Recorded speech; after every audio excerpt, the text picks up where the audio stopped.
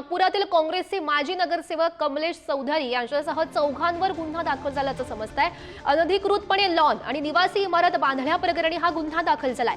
फुटा तलावाच्या पाणलोट क्षेत्रामध्ये अनधिकृत बांधकाम केल्याचा आरोप त्यांच्यावर आहे। कमलेश चौधरी यांच्यासह त्यांची आई आणि लहान भावाविरोधात सुद्धा गुन्हा दाखल झाल्याचं बघायला मिळत आहे। महत्त्वाची अपडेट, मोठी अपडेट आपण सध्याही पाहू शकतोय।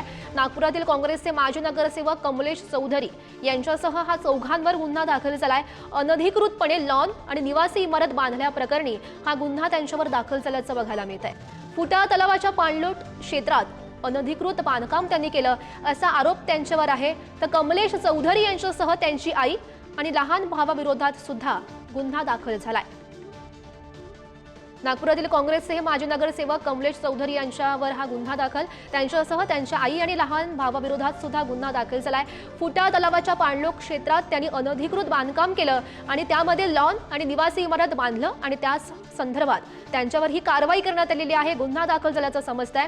सोबतच त्यांच्यासह चौघांवर या प्रकरणी गुन्हा दाखल झालाय। कमलेश चौधरी यांची आई आणि लहान भावाविरोधात गुन्हा दाखल झालाय।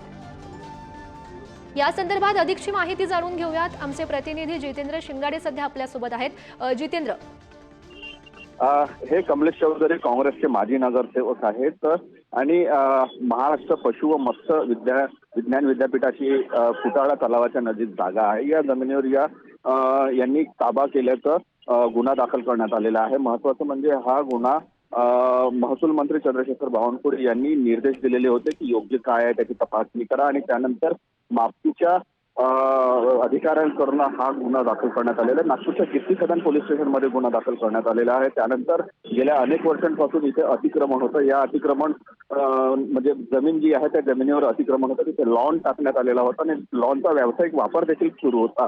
आता कीर्ती सदन पोलीस स्टेशनमध्ये गुन्हा दाखल झाल्यानंतर आता कमलेश चौधरी काय पावलं उचलतात किंवा प्रशासनातर्फे अतिक्रमण कधी काढण्यात येतं हे पाहणं महत्त्वाचं ठरणार आहे।